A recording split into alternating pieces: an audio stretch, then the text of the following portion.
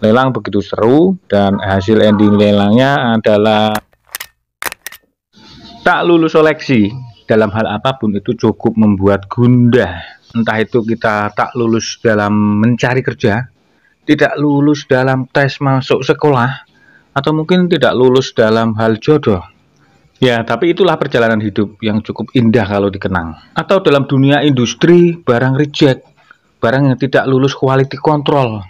Tentu itu akan menjadi barang yang murahan, berkelas rongsok, atau bahkan akan menjadi sampah. Tapi berbeda jika kita menyikapi perilaku numismatik, unik.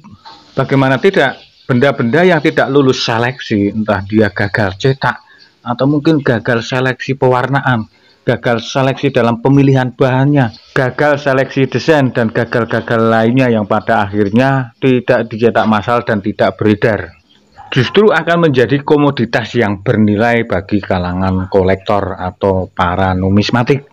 Saya contohkan di salah satu lelang Java Auction ke-27 yang diadakan pada tanggal 55 Januari hingga tanggal 25 Februari tahun 2024. Ada salah satu hot item benda numismatik yang gagal tidak lulus seleksi dalam hal desain, justru menjadi primadona dan rebutan para kolektor kelas lumba-lumba. Koin tersebut adalah pecahan Rp100 tebal yang biasanya tampak depannya bergambar rumah gadang, emisi 1973, yang dimana untuk kondisi beredarnya yang kondisi apa adanya itu harganya belum lebih dari Rp5.000.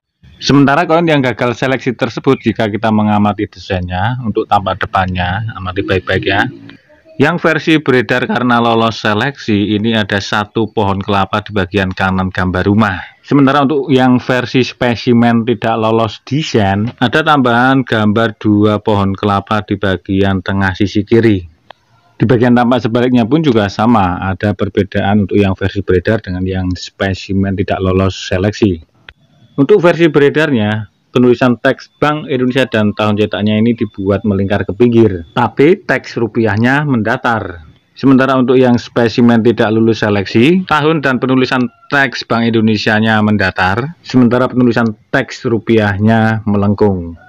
Jadi mohon lihat secara seksama hasil ending lelangnya ini nanti, jangan dijadikan pukul rata dengan uang yang versi beredarnya. Membedakan ras, kaya, miskin aja kalian begitu gampang ya, masa membedakan mana koin beredar dan mana koin yang tidak lulus seleksi, tidak bisa, ya kan? Koin gagal seleksi yang menjadi idaman para kolektor tersebut juga memiliki keistimewaan, sudah sertifikasi PCGS dengan skor 61. Item lelang lot 567 tersebut, starting price-nya atau harga pembukanya dimulai dengan harga Rp7.500.000. Lelang begitu seru dan hasil ending lelangnya adalah, silahkan saksikan. 44 live satu kali, 46, 48, 50 juta, live 50 juta, 55, 55 juta, 60 juta, 60 juta live, 65, 65, 70 juta live, 70 juta, satu kali, dua kali, tiga kali, live 70 juta. Oke, Pak, terima kasih.